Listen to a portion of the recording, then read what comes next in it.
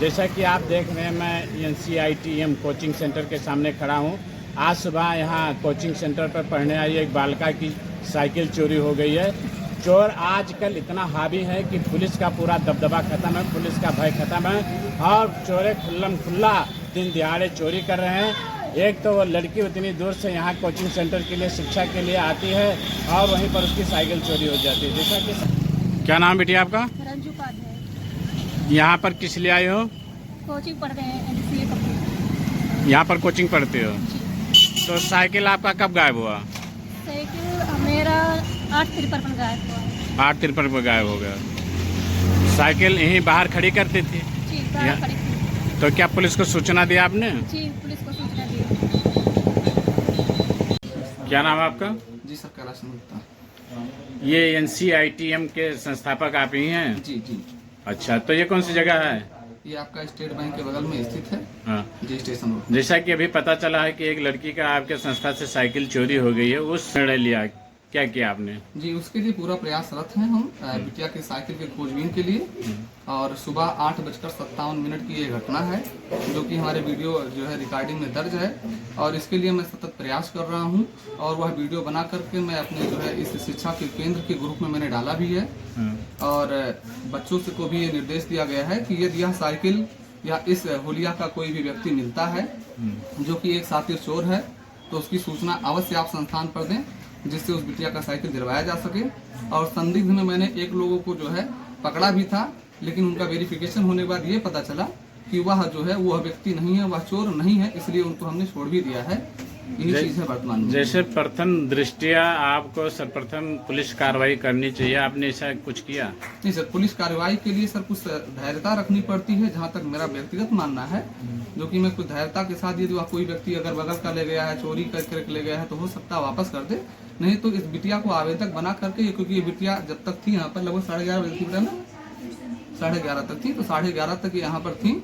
और उसके बाद जो है ये घर चली गई और इनका टेलीफोन आया कि सर जो है हम कंप्लेन करने, तहरीर देने जा रहे हैं। तो हमने कहा बेटा आप अवश्य दे दो, हमारे अगर लायक अगर कोई सेवा होगा तो आप बताइएगा, तो मैं स्वयं वहाँ पर पहुँच जाऊँगा। बाकी मैं पूरा प्रयास कर रहा हूँ, वीडियो भी बनाया हूँ और उसके माध्यम से मैं जो है अपने हिसाब से या संस्थान के और लोगों के हिसाब से मैं जो उसको सर्च करवा रहा हूँ। सुनने में आया है कि आपके कोचिंग से पहले और भी साइकिल चोरी हुई है? जी सर, एक साइकिल हमारे यहाँ से और लगभग 5 महीने पहले चोरी हुई थी, जिसकी सूचना जो है ग्रुप में डाला गया था। और ग्रुप के माध्यम से कुछ बच्चों ने उस चोर को पकड़ा बैरीपुर में, और उस चोर को जो है हम लोग कोतवाली में हाजिर भी जो है करवाए थे प्रशासन के माध्यम से।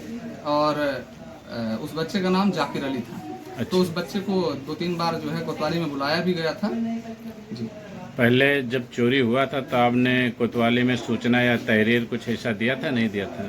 अपने स्तर से चोर को पकड़ा था? कैसे क्या किया था?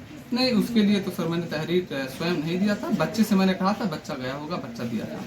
अच्छा, यहाँ 5 बरामद हुई थी या नहीं हो पाई थी? नहीं, वो साइकिल जहाँ तक हमें ज्ञान है कि वह साइकिल बरामद नहीं हो पाई थी।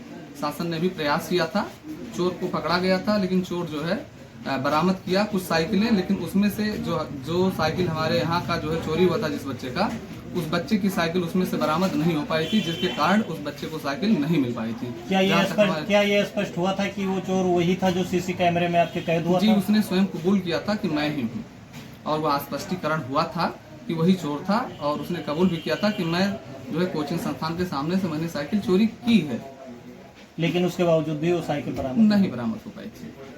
शासन तो प्रयास कर ही रहा है चूंकि, और चोर को पकड़ने के लिए प्रयास करते हैं। हम लोग प्रथम दृष्टया इस समाज के जो है एक अंग हैं, और समाज के भले के लिए जितना प्रयास हो पाता है उतना करते हैं। और समाज की सुरक्षा देना प्रशासन और प्रशासन का काम है, और शासन प्रशासन भी अपना प्रयास करता है। और कभी कभी प्रशासन 100% सफल भी होता है, कभी कभी सफलता में कुछ विलम्ब होता है या किसी कारण से नहीं हो पाता है। अभी आपने कहा कि साइकिल जाकिर नाम के लड़के ने चोरी किया, उसने कबूल भी किया कि आपके संस्था चुराई, फिर साइकिल क्यों नहीं मिल पाई? साइकिल बरामद नहीं हो पाई। अब उसके बाद का विषय क्या था, उस पे मैंने जो है चर्चा शासन में जाकर के, कोतवाली पर जाकर के हमारी नहीं हो पाई थी। बच्चे तो अभी लगातार पढ़ने भी आ रहा है। आज भी वो छात्र हमारे यहाँ पढ़ने आया था, जो कि आज की घटना है ये। आज भी वो छात्र हमारे यहाँ आया था पढ़ने।